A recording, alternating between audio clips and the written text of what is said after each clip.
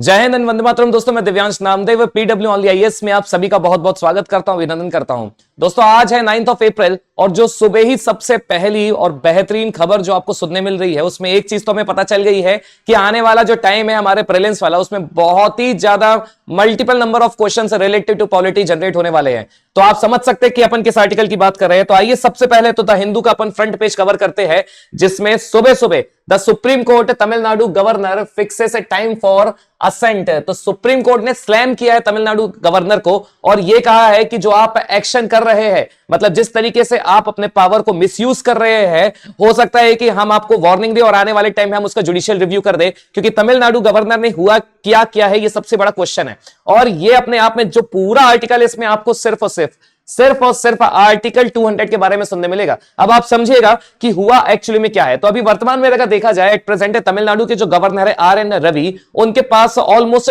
10 bills भेजे गए थे by the government of Tamil Nadu. तो अब हुआ ये कि जो गवर्नर थे आर.एन. रवि, उन्होंने असेंट देने से मना कर दिया या असेंट दिया ही नहीं। अब आप समझिएगा कि जो रिस्पॉन्सिबिलिटी होती है, मतलब एक प्रकार से जो बिल जो एक्ट बनता है वो तभी बन सकता है when the governor give his assent to the bills. और जब भी अपन असेंट टू द बिल्स की बात करते हैं, मतलब बिलों में स्वीकृति देने की बात करते हैं, फिर चाहे आप प्रेसिडेंट की बात करें, फिर चाहे आप गवर्नर की बात करें, अगर प्रेसिडेंट की बात करते हैं तो it is given in under article 111। अगर प्रेसिडेंट की बात करें तो power of a president to give his assent to the bill is given article 111, जिसमें किसी भी बिल पर प्रेसिडेंट या तो अपना असेंट देगा, he will give his assent to the bill, या फिर उसे विथ होल्ड करके रखेगा, या फिर उसे असेंट नहीं देगा। तो जब अपन विथ होल्ड की बात करते हैं तो इसका मतलब यह होता है कि the president of India is exercising his veto powers. और जब वीटो पावर्स की बात करते हैं तो veto powers basically for the president and for the governor मोटे मोटे तौर पर देखा जाए तो तीन तरह के होते हैं। फर्स्ट है एब्सोल्यूट, देन सेकेंड है सस्पेंसिव, एंड देन थर्ड है पॉकेट वीटो। लेकिन अगर गवर्नर की वीटो पावर्स की बात करें और गवर्नर के असेंट टू द बिल्स की बात करें तो it is given in under article 200। तो यहां पर 200 आर्टिकल्स में गवर्नर के द्वारा दिए गए असेंट के बारे में बताया गया है टू द बिल्स। और ये मोटे मोटे तौर पर अगर गवर्नर की बात की जाए तो गवर्नर के पास जो वीटो पावर होते हैं ये मोटे मोटे तौर पर दो ही दिए गए हैं, एब्सोल्यूट और suspensive. There is no role for pocket veto. अब आप समझिएगा, जब 10 ओवरऑल बिल गवर्नर के पास भेजे गए तो हमेशा से अपन ये समझते हैं कि अगर किसी भी तरीके से स्टेट गवर्नमेंट को स्मूथली चलना है तो गवर्नर और जो स्टेट लेजिस्लेचर है, मतलब जो उसमें मेजॉरिटी है, जो मुख्यमंत्री बना है, जो उसकी कैबिनेट है, दोनों को मिलकर काम करना पड़ेगा। और यही हमारे देश की खूबसूरती है। हमारे यहां पर जो डिस्ट्रीब्यूशन ऑफ पावर है वो उस तरीके से किया गया है कि सेंट्रल गवर्नमेंट और स्टेट गवर्नमेंट दोनों की अपनी अपनी रिस्पॉन्सिबिलिटी होती है, दोनों के अपने अपने सब्जेक्ट्स होते हैं जिसके ऊपर वो लॉज बना सकती है। और लॉज के बारे में जब अपन पढ़ते हैं तो it is given in the schedule 7 of Indian constitution कि उसमें यूनियन लिस्ट अलग दी है, स्टेट लिस्ट अलग दी है, देन कॉन्करेंट लिस्ट अलग दी है। तो जब अपन यूनियन लिस्ट की बात करते हैं तो उसमें नियम बनाने की शक्ति, लॉस क्रिएशन की फुल रिस्पॉन्सिबिलिटी किसके पास होती है? पार्लियामेंट के पास होती है। और अगर स्टेट लिस्ट की बात करते हैं तो उसमें रिस्पॉन्सिबिलिटी स्टेट गवर्नमेंट की होती है। और फिर कुछ सब्जेक्ट ऐसे होते हैं जिसमें यूनियन और स्टेट दोनों मिलकर काम करती है, then it is given in concurrent list. तो यहां पर वही सिनेरियो आ रहा है। तो जब स्टेट गवर्नमेंट की बात करते हैं, स्मूथली फंक्शन करने के लिए गवर्नर और स्टेट गवर्नमेंट को मिलकर काम करना चाहिए। लेकिन हुआ ये कि क्योंकि ये इस तरह का मामला आया कि गवर्नर ने अपना असेंट ही नहीं दिया, तो इस पर एक्शन लिया गया बाय द सुप्रीम कोर्ट। और उन्होंने ठीक तरीके से वार्निंग दे दी वहां के तमिलनाडु के गवर्नर आर.एन. रवि को कि हम आपको वार्निंग दे रहे हैं, क्योंकि एक गवर्नर का जो काम होता है वो अपने आप में एक गाइड का होता है, मार्ग दिखाने वाला होता है, मार्ग प्रशस्त करने वाला होता है, ना कि हिंड्रेंस प्रोवाइड करने वाला होता है। मतलब स्मूथली काम कर सके, इसलिए गवर्नर की जो रिस्पॉन्सिबिलिटी है वो सिर्फ और सिर्फ एज अ गाइड है, ना कि हिंड्रेंस वाली है, रुकावटें पैदा करने वाली है। और यहीं पर ये स्टेटमेंट है, देखिएगा यहां पर जो जज बैठे थे, मतलब जो जुडिशियल बेंच और जो जज बैठे थे उसमें दो लोग सबसे इंपॉर्टेंट है। एक है जज जे.बी. परदीवाला और दूसरे है आर. माधवन। तो यहां पर दो लोगों की जज की बेंच बैठी थी और उन्हीं ने ये स्टेटमेंट दिया है। ध्यान से देखिएगा, the court said that a governor must be friend, guide and philosopher to the state, not a hindrance. A governor is envisaged as a sagacious counselor what unfolded in the current litigation was quite the opposite. तो यहां पर governor को सेगेशियस counsellor भी कहा गया है। सेगेशियस counsellor मतलब मार्ग दिखाने वाला या फिर पाथ दिखाने वाला, गाइड और काउंसलर यहां पर उसको टर्मिनोलॉजी दी गई है। लेकिन यह भी कहा है कि करंट सिनेरियो, करंट लिटिगेशन की बात करें तो यह उसके रोल का जस्ट अपोजिट है। इसीलिए पूरे आर्टिकल में सबसे ज्यादा इंपॉर्टेंट है कि जो जज बैठे थे, मतलब J B Pardiwala and R Madhavan, उन्होंने पूरी टाइमलाइन ऑफ फ्रेम कर दिया है, टाइमलाइन को चेंज करने की बात कर दी है कि अब जो गवर्नर के पास असेंट देने की जो मैक्सिमम ड्यूरेशन है दैट विल बी 1 मंथ। तो यहां पर यही चीज बताई गई है। The supreme court sets a time frame for governors saying that the phrase as soon as possible permeates Article 200 with a sense of expediency. A governor has a maximum of 1 month.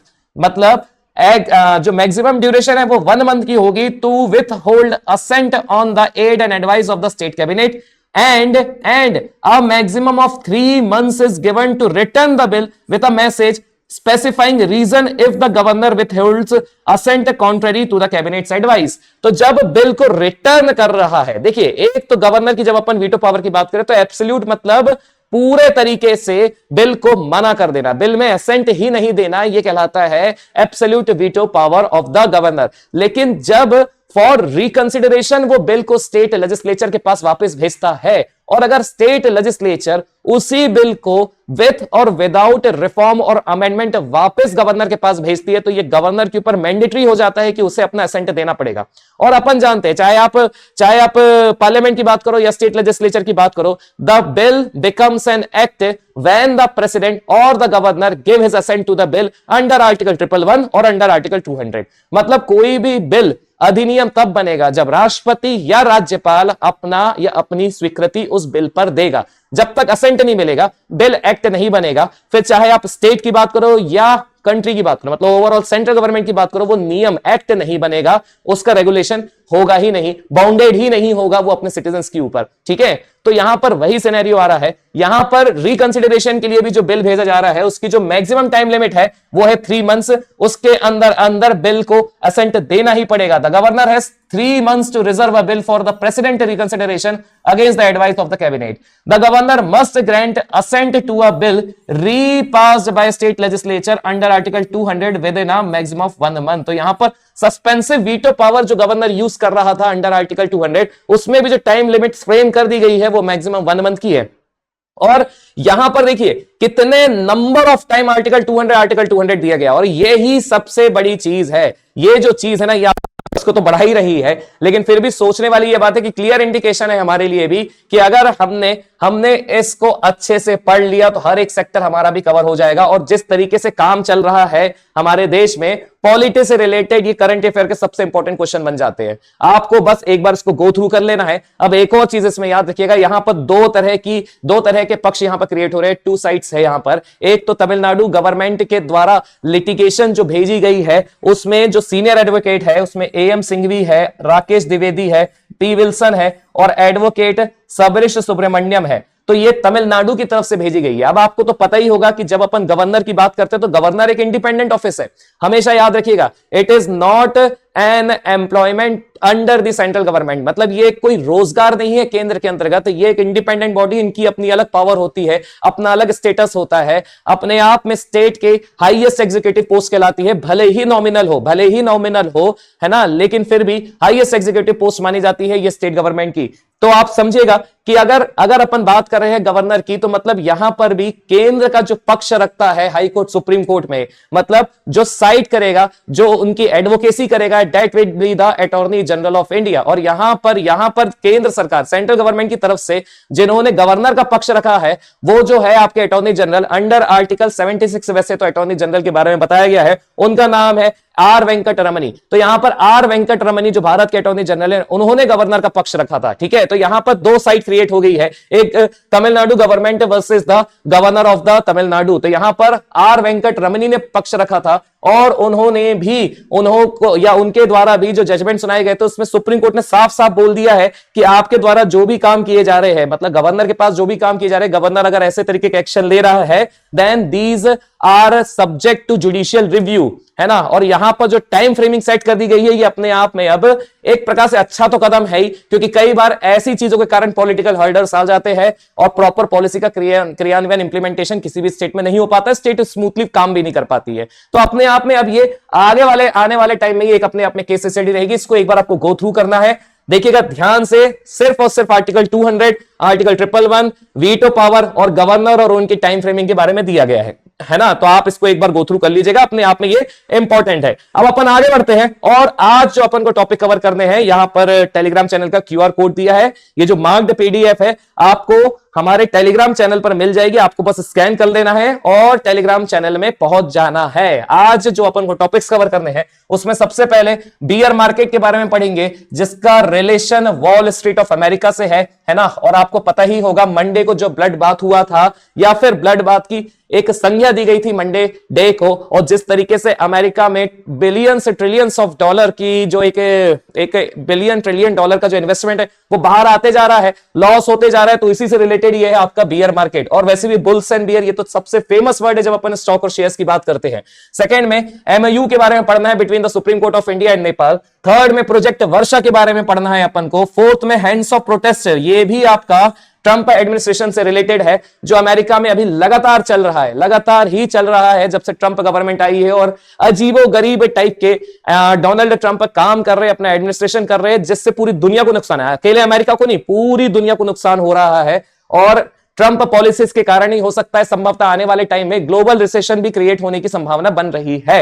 अब यहां देखिएगा fifth में आपको पता है प्रधानमंत्री मोदी अभी श्रीलंका में गए हुए हैं, और श्रीलंका में गए और श्रीलंका वालों ने उन्हें अपना हाईएस्ट सिविलियन अवार्ड दे दिया, ठीक वैसे ही जैसे हम हमारी तरफ से भारत रत्न देते हैं। अब श्रीलंका का जो हाईएस्ट सिविलियन अवार्ड है उसका नाम है मित्र विभूषण, और प्रधानमंत्री मोदी अब देखा जाए तो ओवरऑल 22 सिविलियन अवार्ड से प्रधानमंत्री मोदी को, या फिर 22 इंटरनेशनल ऑनर्स प्रधानमंत्री मोदी को अब एट प्रेजेंट मिल चुके हैं।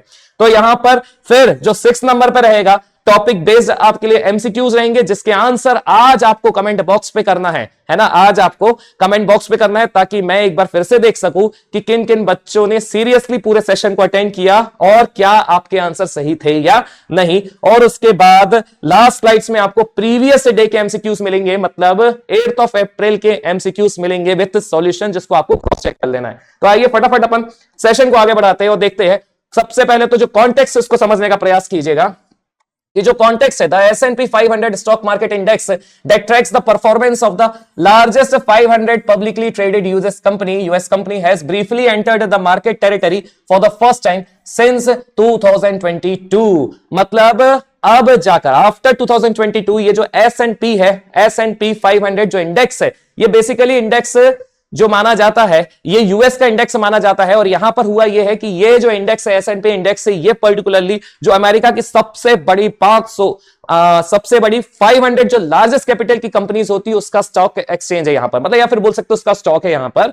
तो ये 2022 के बाद बियर मार्केट में एंटर कर चुकी है। अब बियर मार्केट का मतलब क्या होता है? बियर मार्केट का मतलब ये होता है कि जैसे ही या जब कभी भी 20% के आसपास का डिक्लाइन आ जाता है मार्केट में, तो उसे बियर मार्केट कह दिया जाता है। और आप देख सकते हैं इस इमेज में भी बियर आपका सोया हुआ है ना, गिर रहा है। ये जो है ये सिंबल है गिरने का। और बियर और बुल, ये जो दो वर्ड्स है, टर्मिनोलॉजी को आप अच्छे से जानते हैं कि बियर क्यों यूज किया जाता है और बुल क्यों यूज किया जाए। जब मार्केट गिरता है तो गिरता कैसे है? नीचे की तरफ। और बियर जो हमला करता है किसी को भी मारने के लिए, तो वो अपने हाथों से नीचे की तरफ दबाता है। तो यहां पर वही चीज को रिलेट किया गया है कि जब स्टॉक से नीचे गिरने लगते हैं तो बियर मार्केट की कैटेगरी में आ जाते हैं। और यहां पर जो डिक्लाइन परसेंटेज या रेट है ना, वो 20% है, 20%। तो ये बियर मार्केट कहलाता है। वहीं बुल की बात की जाए तो बुल क्योंकि अपने सींग से ऊपर की तरफ किसी को भी उठाता है या हमला करने के लिए अपने सींग से ऊपर की तरफ उठाता है, मतलब अगर मार्केट ऊपर की तरफ जा रहा है तो वो बुल मार्केट कहलाता है। लेकिन यहां पर परसेंटेज की बात आ रही है, तो यहां पर क्योंकि 20% तक का फॉल देखा गया है, डिक्लाइन देखा गया, और वो भी सिर्फ इसलिए क्योंकि जो प्रेसिडेंट ट्रंप है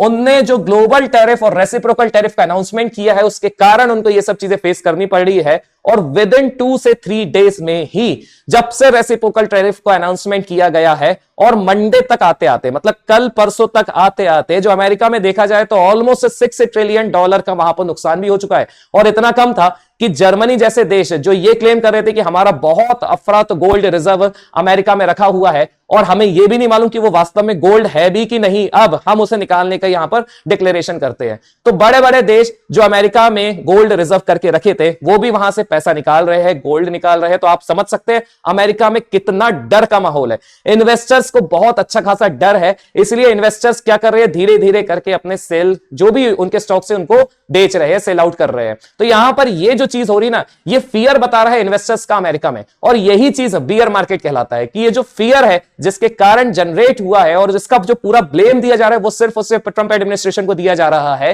कि उनने जहां पर जरूरत नहीं भी थी, मतलब जिन देशों में जरूरत थी भी नहीं वहां पर भी उन्होंने टैरिफ लगा दिया और बेस टैरिफ सेट कर दिया है कि भैया 10% तो टैरिफ तुम्हें देना ही पड़ेगा, भले तुम्हारा ट्रेड है भी या नहीं। तो ये जो बेसलाइन सेट कर दी, इसके कारण पूरी दुनिया में जो इकोनॉमी है वो डिस्ट्रेस में आ गई, चरमरा गई है पूरी अर्थव्यवस्था पूरी दुनिया में। और कारण यही है कि अब जो फियर जनरेट हो रहा है वो ग्लोबल रिसेशन का जनरेट हो रहा है, और ये कोई पहली बार नहीं हो रहा है। एक बात और याद रखिएगा, लास्ट डे मैंने आपको बताया भी था कि ऑलरेडी ये जो ब्लैक मंडे की टर्मिनोलॉजी है, ब्लैक मंडे या फिर जो ब्लड बाथ की जो टर्मिनोलॉजी है, ब्लड बाथ मींस जितने भी शेयर है वो सारे लाल हो गए हरे की बजाय। तो ये ऑलरेडी 1987 में भी हो चुका है, और उसमें भी जो रिस्पॉन्सिबल था वो सिर्फ और सिर्फ अमेरिका था। तो आप समझ सकते हैं अमेरिका का कितना ज्यादा प्रभाव है पूरी दुनिया की इकोनॉमी में, है ना। और कारण यही है कि उसे दुनिया का सबसे बड़ा देश इसलिए भी कहा जाता है। तो आप समझिएगा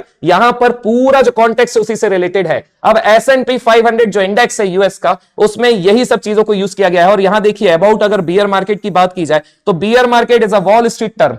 वॉल स्ट्रीट टर्म मतलब जैसे कि हमारे यहां पर बॉम्बे स्टॉक एक्सचेंज है, निफ्टी है ना, ये पर्टिकुलर इनकी जो लोकेशन है वो दलाल स्ट्रीट में लोकेटेड है, दलाल स्ट्रीट, ठीक है, BSE। वहीं अगर वॉल स्ट्रीट की बात की जाए तो वॉल स्ट्रीट में जो S&P है या फिर नास्डैक डाउ जोन्स है, मतलब एक प्रकार से जो यूएस का स्टॉक एक्सचेंज है, it is located in the wall street. और यही वॉल स्ट्रीट आपने एक बार और सुना होगा कि वॉल स्ट्रीट क्रैश जब हुई थी तब 1929 का रिसेशन आया था। तो वो भी 1929 का रिसेशन सडन वॉल स्ट्रीट के क्रैश होने से आया था। तो वॉल स्ट्रीट अपने आप में क्या शो करता है, जहां पर यूएस का स्टॉक एक्सचेंज मार्केट है तो वो वॉल स्ट्रीट में है। तो यहां पर beer market is a wall street term for a sustained market downturn, that is when a stock index closes 20% from its last peak state. A bear market takes place when investors are more motivated, देखिए यहां पर सबसे काम की चीज ये है, when investors are more motivated to sell than to buy stocks। और यही बताता है बियर मार्केट को।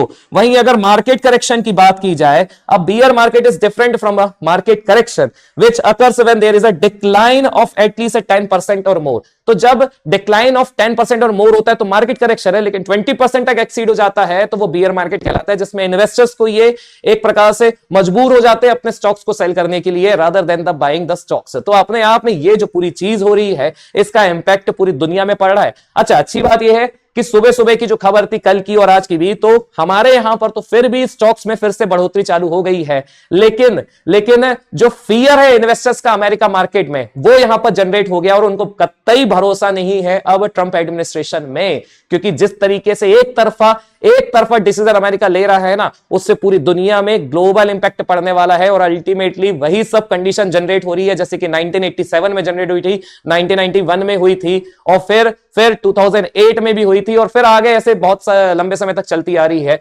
पोस्ट कोविड की भी बात करो और अगर आप प्री कोविड की बात करो तो भी सारे सिनेरियोस वैसे ही मिलते जुलते हैं। लेकिन अपने आप में ये तो सर्कमस्टेंसेस थे, अमेरिका कभी भी डायरेक्ट यहां पर इन्वॉल्व नहीं रहा है, लेकिन यहां पर डायरेक्टली इन्वॉल्वमेंट अगर किसी का है तो वो सिर्फ और ट्रंप का है। अब भले ही ट्रंप ये बोले कि मैं जो काम कर रहा हूं it is for the America to make America great again, तो यहां पर फिर भी उनको सिटीजन्स का जो है ना भरोसा वो मिल नहीं रहा है। और कारण यही है कि इसकी आने वाली स्लाइड में अपन हैंड्स ऑफ प्रोटेस्ट के बारे में भी पढ़ेंगे। तो यहां पर मोटे मोटे तौर पर ये पूरा बताया गया है। अब रीजंस फॉर मार्केट डिक्लाइन आप सबको पता है, वीक एंड स्लोइंग इकोनॉमी है अमेरिका की, इसके अलावा जो नेशनल डेप्थ है और जो ट्रेड डेफिसिट लगातार बढ़ता ही जा रहा था अमेरिका का, उसके कारण भी है। तो यहां पर anticipation of an economic slowdown है। बबल बस्ट से एक और टर्मिनोलॉजी उसे देखिए, investor sentiment at the market is too hot and prices is too high. तो ये बबल मार्केट कहलाता है। और अभी देखा कि इन्वेस्टर्स का बिल्कुल भरोसा ही नहीं रहा, है ना, जिस तरीके की, क्योंकि देखिए कोई भी इन्वेस्टर जो एडमिनिस्ट्रेशन नया बनता है उसकी पॉलिसीज के आधार पर इन्वेस्ट करता है, उसकी पॉलिसी के आधार पर मार्केट काम करता है। लेकिन यहां पर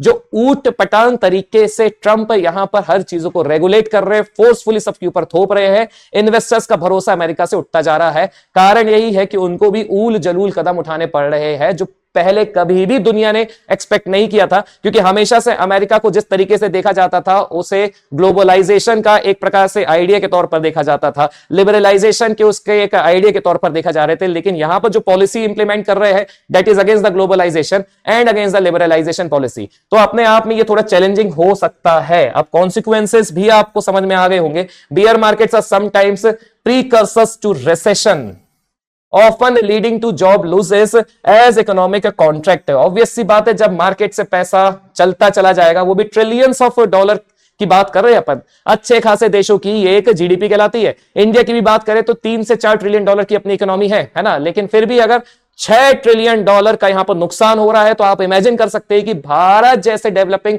देशों को भी एक कर दिया जाए तो इतना ज्यादा नुकसान विद इन 2 से 3 डेज अमेरिका में हो चुका है, और इससे ज्यादा हो रहा है। पैसा अफरात निकाला जा रहा है, गोल्ड वहां से निकाला जा रहा है, तो अल्टीमेटली ग्लोबल रिसेशन की कंडीशन बनेगी। और ग्लोबल रिसेशन की कंडीशन बनती है ना, तो इसमें नुकसान आपका और हमारा होने वाला है, क्योंकि ये जो पूरी भीड़ है, क्योंकि जॉब सिक्योरिटी सबसे बड़ी चीज होती है और वो मिलती है सिर्फ और सिर्फ गवर्नमेंट जॉब्स में। और ये उस भीड़ की बात कर रहे हैं जिनका कभी ना कभी एक आध बार तो ड्रीम रहा है कि हम भी यूपीएससी में अपीयर हो जाए। तो आप समझो कि जितने जल्दी आप पेपर क्रैक करके पेपर निकाल लोगे उतनी अपने मजे है, अन्यथा बहुत टफ कंपटीशन अपन फेस करने वाले हैं। क्योंकि मैंने बताया था, हर बार मैं बोलता हूं कि आज के समय में जो पेपर बनाए जा रहे हैं यूपीएससी प्रीलिम्स के, वो भीड़ को छांटने के लिए बनाए जा रहे हैं। और भीड़ को छांटने के लिए जब पेपर बनाते हैं तो वो अनप्रेडिक्टेबल होते हैं। अपने लिए इतना आसान नहीं होता है कि अपन प्रेडिक्ट कर पाए, अपने आप में लेवल उसका जो होता है वो टफ रहता है। इजी दिखेगा लेकिन अपने आप में सिली मिस्टेक्स वाला भी रहेगा, लेकिन रहेगा वो अपने आप में थोड़ा ऐसा कि वो टफ रहेगा। ठीक है, तो आप थोड़ा इसको गंभीरता से सोचिएगा कि आने वाला टाइम बहुत ज्यादा चैलेंजिंग होने वाला है आपके लिए एज एस्पिरेंट्स। ठीक है, अब अपन नेक्स्ट आर्टिकल की तरफ चलते हैं। नेक्स्ट आर्टिकल को ध्यान से देखिएगा। MoU sign between the supreme courts of India and Nepal. देखिए 7 अप्रैल 2025 को the supreme court of India, context को समझिएगा, the supreme court of India and Nepal signed the MoU, memorandum of understanding to enhance judicial cooperation between the India and Nepal. यहां पर जिन्होंने role play किया है that was chief justice of India, describe the agreement as lighting a new torch in India Nepal judicial relations. अब इस MOU में कुछ चीजें भारत से इन्फ्लुएंस होकर नेपाल अपने देश में करने वाला है। फॉर एग्जांपल अगर बात की जाए, formalizes mechanism for jurisprudential exchanges which aims to promote judicial exchanges, joint research, training program and seminars and mutual visits। Overall जो नेपाल के जुडिशियल सिस्टम है और ज्यूरिस्प्रूडेंशियल जो चीजें होती है उसको इंप्रूव करने के लिए यहां पर ये एमओयूज किए गए हैं, और दोनों ही देशों की तरफ से ये बोला गया है कि हम इस पे रिसर्च करेंगे और ज्यादा बेहतर कैसे अपन व्यवस्था बना सकते हैं, न्यायिक व्यवस्था बना सकते हैं, है ना, जुडिशियरी को कैसे और ज्यादा इंप्रूव किया जा सकता है, भले ही वो टेक्नोलॉजी के माध्यम से हो, अपग्रेडेशन के माध्यम से हो। कुछ ऐसे सेक्टर्स हो सकते हैं जिसमें नेपाल भी इच्छुक हो हमारे साथ काम करने के लिए, हमसे इन्फ्लुएंस होकर वो भी अपने यहां इंप्लीमेंट करना चाह रहा है, लेकिन उसके देश के सिनेरियो के अनुसार। तो यहां पर कुल मिला के कोऑपरेशन की बात आ रही है, और जो एमओयू साइन किया गया है वो दोनों देशों को आपस में कोऑपरेट करते हुए जुडिशियल रिफॉर्म्स के ऊपर एमओयू यहां पर साइन किया गया है। आगे देखिएगा तो ये पूरा कॉन्टेक्स्ट उसी से रिलेटेड है, और यहां पर एक दूसरे के लिए जो इंस्पिरेशन का काम किया है, मतलब जैसे कि अगर देखा जाए, India Drew inspiration from Nepals landmark decision on LGBTQ rights and privacy. अब यहां देखिए एक और इंपॉर्टेंट चीज, other than the section 377 Indian penal code, जो जिसको भारत ने नेपाल से इन्फ्लुएंस होकर डीक्रिमिनलाइज किया, और जो LGBTQ राइट्स एंड प्रिवेसी के बारे में है, इससे भी, इसके अलावा भी देखिए यहां पर एनवायरमेंट ज्यूरिस्प्रूडेंस के बारे में भी बताया गया है। अब एनवायरमेंट ज्यूरिस्प्रूडेंस की अगर बात की जाए तो इसको आप ऐसे समझ सकते हैं, it is a legal framework. ये एक प्रकार का ऐसा लीगल फ्रेमवर्क होता है जो सिर्फ और सिर्फ एनवायरमेंट को प्रोटेक्ट और कंजर्व करने के लिए लाया जाता है। यहां मैं लिख देता हूं, for the protection of environment, और प्रोटेक्शन की बात करें तो कंजर्वेशन की भी बात आ रही है। तो यहां पर नेपाल ने अपनी खुद की एक इनोवेटिव अप्रोच को भारत से इंफ्लुएंस किया जिसका नाम है इकोसाइट। इकोसाइड। और यहां पर इसके अलावा fundamental right to a clean and healthy environment को भी अडॉप्ट किया है बाय द नेपाल। तो आप समझ सकते हैं कि ये जो एमओयू है ये नेपाल के पॉइंट ऑफ व्यू से कितना ज्यादा इंटरेस्टिंग है, और उसने काफी सारी चीजों और काफी सारे प्रोविजंस को जो हमारे इंडियन कॉन्स्टिट्यूशन में जो बेसिक राइट्स की भी बात करते हैं उसको अपने जुडिशियल सिस्टम में आने वाले टाइम में नेपाल भी उसको अडॉप्ट करने वाला है। फिर चाहे वो डॉक्ट्राइन ऑफ मतलब बेसिक स्ट्रक्चर ऑफ डॉक्ट्राइन की बात करें, फिर इकोसाइड की बात करें, और भारत ने नेपाल से क्या किया है तो डीक्रिमिनलाइज किया है सेक्शन 377 के अंतर्गत। तो यहां पर ये जितनी भी चीजें हैं ये अपने आप में इंटरेस्टिंग है, और यही पूरा एक आधार था MOU in between the supreme court of India and Nepal. अब अपन आगे बढ़ते अपने नेक्स्ट आर्टिकल की तरफ, प्रोजेक्ट वर्षा। कॉन्टेक्स्ट समझ जाइए। India is building a new naval base for nuclear submarines and warships near Rambilli village about 50 kilometre from Visakhapatnam, Andhra Pradesh under project Varsha. अब project वर्षा वैसे तो सुनने में नहीं लगेगा कि इसका इससे रिलेशन हो सकता है। फिलहाल जो इमेजेस दी गई है एक प्रकार से ये ग्लिम्स दिखा रहा है कि आने वाले टाइम में भारत कुछ इस तरीके का नेवल बेस क्रिएट कर सकता है अंडर द प्रोजेक्ट वर्षा। ये मूवी सीन है, ये प्रोजेक्ट वर्षा की एक्चुअल इमेज नहीं है, ये बात ध्यान रखिएगा, it is just a movie scene. लेकिन अगर ये ग्लिम्स भी दे रहा है तो आप समझ सकते हैं कि भारत को प्रोजेक्ट वर्षा जैसे प्रोजेक्ट की क्यों आवश्यकता है। अब प्रोजेक्ट वर्षा की बात की जाए तो यह अपने आप में एक ऐसा अंडरग्राउंड बेस रहने वाला है इंडिया का, जो इंडिया की सुपीरियरिटी और एक प्रकार से डोमिनेंस को और इंडिया को प्रोटेक्ट करके रखेगा in the bay of Bengal और इंडियन ओशन रीजन। क्योंकि आंध्र प्रदेश की बात की जाए तो Andhra Pradesh is basically located in the east coast of India, और अगर बात की जाए तो कनेक्टिविटी कहां पर जा रही है, बे ऑफ बंगाल और पूरा इंडियन ओशन रीजन की। अब आप समझिए कि इस तरह के प्रोजेक्ट की आवश्यकता क्यों है, क्योंकि अगर बात की जाए तो चाइना के दो बड़े नेवल पोर्ट्स है जो इंडिया के बहुत ज्यादा क्लोज है। एक तो हम्बनटोटा जो श्रीलंका में लोकेटेड है, और इसके अलावा स्ट्रेट ऑफ मलक्का में जिस तरीके का कंसर्न बन रहा है, और स्ट्रेट ऑफ मलक्का की भी बात करें तो it is the second most important strategic route है ना in the world after the Suez canal. तो स्ट्रेट ऑफ मलक्का में भी भारत को हर तरीके से इजी एक्सेस हो जाए। अगर कुछ ऐसी कंडीशन क्रिएट होती है तो इस बेस के माध्यम से तुरंत एक्सेस करने को मिल जाए straight of Malacca, and counter करने को मिल जाए चाइना का हम्बनटोटा पोर्ट को। तो यह अपने आप में बहुत ज्यादा रेलिवेंस रखने वाला है, और इसकी की फीचर्स में यही सब चीजें हैं। अगर बात की जाए तो यहां पर एक अंडरग्राउंड टनल को क्रिएट किया जाएगा और सबमरीन पेंस बनाए जाएंगे फॉर द स्टिल्थ ऑपरेशंस। इसके अलावा यहां पर जो एक प्रकार से इस बेस में जो ऑपरेशनल सबमरीन्स को रखा जाएगा वो अप टू 12 हो सकती है, और जो 12 है वो न्यूक्लियर क्लास सबमरीन्स है। मतलब it can accommodate up to 12 nuclear submarines and provides protection against aerial surveillance and satellites. क्योंकि अपने आप में अंडरग्राउंड है और एक प्रकार से सीक्रेट बेस भी आप भारत का बोल सकते हो, तो ऑब्वियस सी बात है ये एरियल सर्वेलेंस और सैटेलाइट से भी भारत की सबमरीन्स को, जो कि न्यूक्लियर केपेबल सबमरीन्स है, उसको भी प्रोटेक्ट करेगा। मतलब अपने आप में बहुत ही इंटरेस्टिंग ये प्रोजेक्ट रहने वाला है, जिसे आने वाले टाइम में इंडिया डेवलप करेगा near the coast of Andhra Pradesh Visakhapatnam. ठीक है, और अगर इसके सिग्निफिकेंस की बात की जाए तो देखो यहां पर मेंशन भी है, it enables quick access to important sea routes like strait of Malacca. Strait of Malacca. आगे बढ़ते हैं। स्ट्रेटेजिक इंपॉर्टेंस की अगर बात की जाए to strengthen India's maritime strike power in the bay of Bengal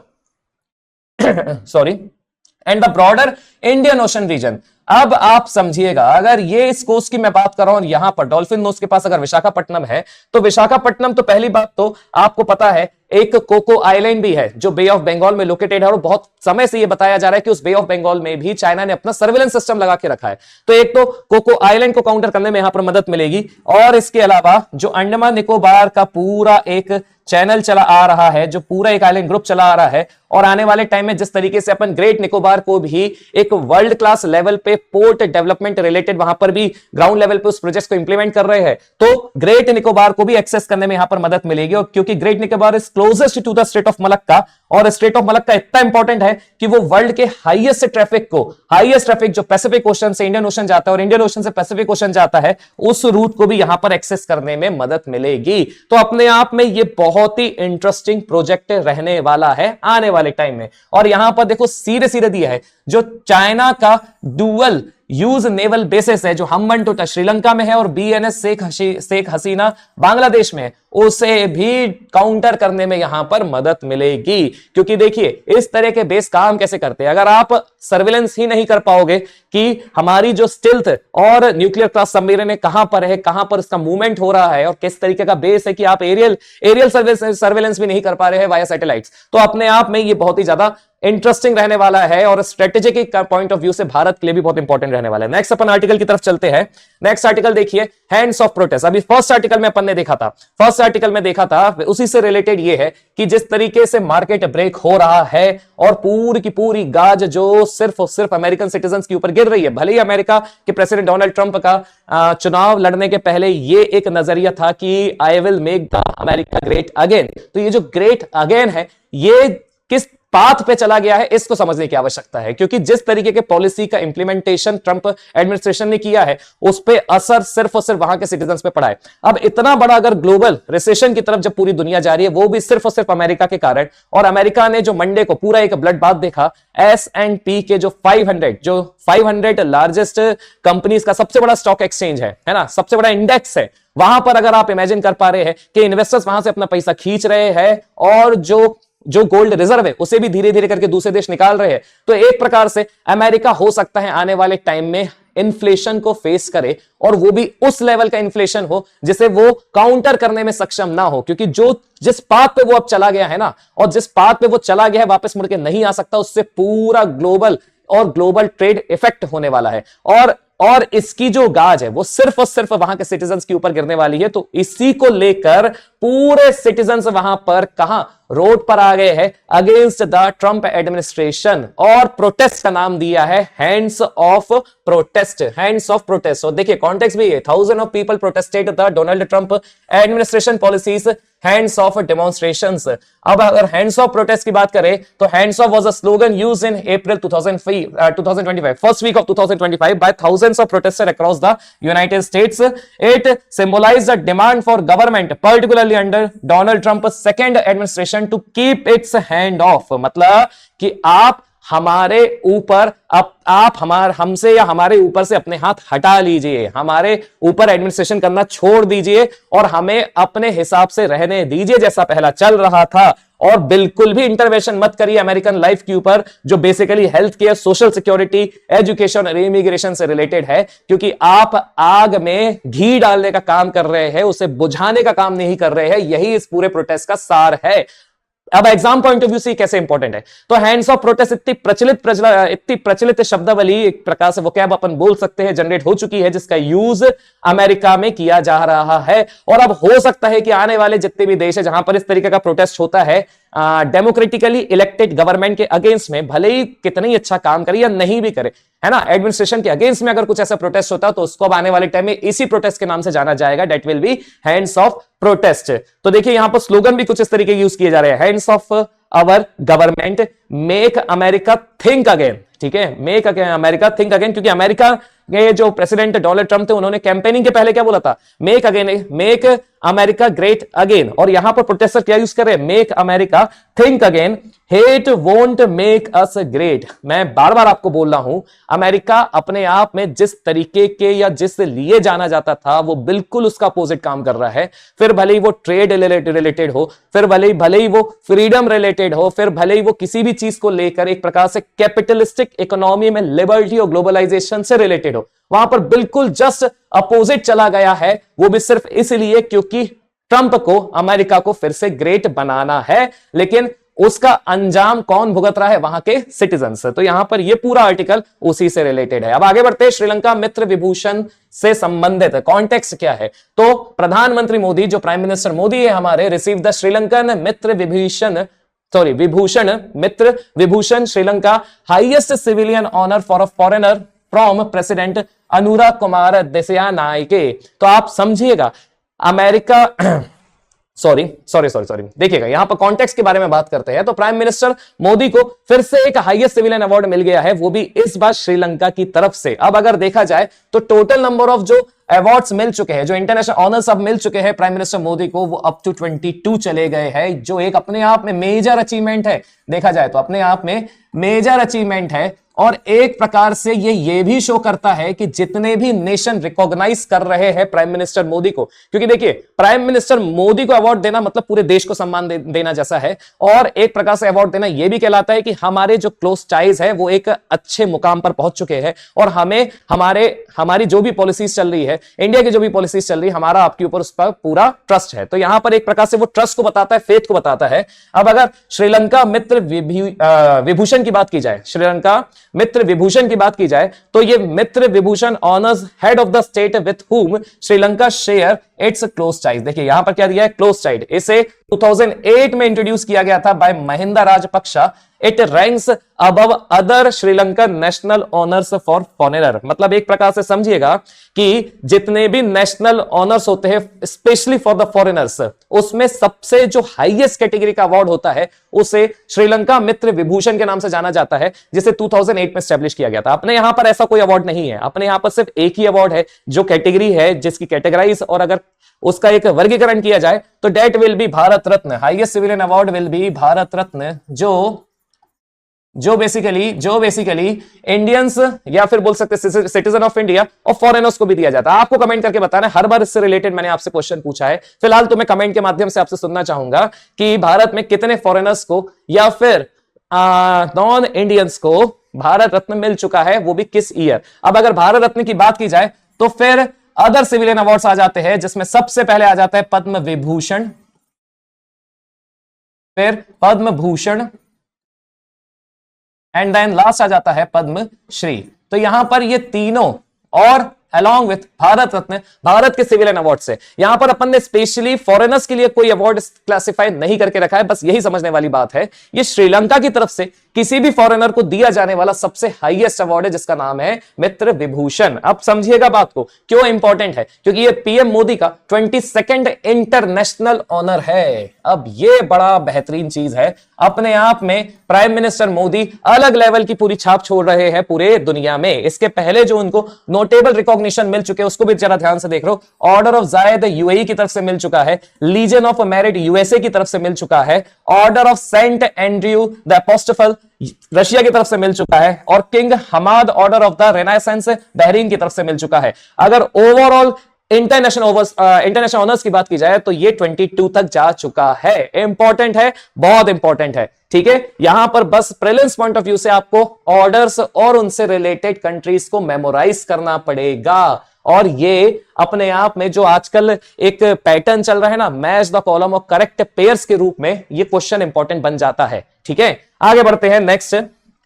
तो अपन ने जितनी भी चीजें अभी मार्क करी है वो टेलीग्राम चैनल पे इस कोड को स्कैन करने के बाद आपको मिल जाएगी, तो बिल्कुल चिंता नहीं करिएगा, सारी चीजें आपके लिए अवेलेबल है। अब अपन बात करते हैं एमसीक्यूज की। तो आपकी स्क्रीन पर है एमसीक्यू नंबर 1, जिसका आंसर आपको कमेंट बॉक्स में देना है ताकि मैं इंटरेक्ट कर पाऊं, मुझे पता चल सके कि किसने कितना अच्छे से सेशन को अटेंड किया है और कितने सही आंसर्स दिए हैं। तो फर्स्ट क्वेश्चन आपकी स्क्रीन पर है, with reference to the bear market consider the following statement. Pattern बिल्कुल सेम है, आपसे सिर्फ और सिर्फ करेक्ट स्टेटमेंट पूछे गए हैं। देन नेक्स्ट एमसीक्यू आपकी स्क्रीन पर है, करेक्ट पेयर्स के रूप में पूछा गया है। इंपॉर्टेंट है, बहुत इजी है, यहां पर एस्पेक्ट दिया है और इन्फ्लुएंस और कंट्रीब्यूशन दिया है, तो इसको भी एक बार देख लीजिएगा। यहां पर पेयर्स पूछे गए हैं, याद रखिएगा विच स्टेटमेंट आया है, विच रिप्रेजेंट की कितने पेयर्स यहां पर करेक्टली मैच्ड है, ठीक है। देन नेक्स्ट बिल्कुल स्टैटिक बेसिक क्वेश्चन है अबाउट द प्रोजेक्ट वर्षा, ठीक है। तो इसी के साथ आज का जो शॉर्ट एंड क्रिस्प सेशन था उसको एंड करने के पहले तालियों की गड़गड़ाहट से स्वागत करते हैं 8 अप्रैल को जिन बच्चों ने आंसर्स दिया था उनके जरा फटाफट नाम सुन लीजिए। सबसे पहले Sarthak, then Pankaj, Prachi Gavinde, Dixit, mystic fly, Vaishali, Tanu Raghuvanshi, thank you बेटा, मेस लाइव, फिर सस्ता photo state as usual, Saumya Sharma, Achyut Awasthi, Vara, Jyoti, Anita, Rahul Gupta, Shreya, Aryan Chaurasia, माही, आकांक्षा चौधरी, लक्ष्मी कुमारी, फातिमा, सयानी, ईशा, श्रेया, राजिनी सोनी, मनीष भारती। ऐसे ही निरंतर पार्टिसिपेट करते रहिएगा, क्योंकि अल्टीमेटली अगर आप एमसीक्यूज को भी कमेंट करके आंसर दे रहे हैं तो एक प्रकार से उस दिन का रिवीजन हो रहा है थ्रू एमसीक्यूज। तो इसी के साथ सेशन को समाप्त करते हैं। जय हिंद एंड वंदे मातरम दोस्तों, and so extremely sorry for the inconvenience today. जय हिंद दोस्तों।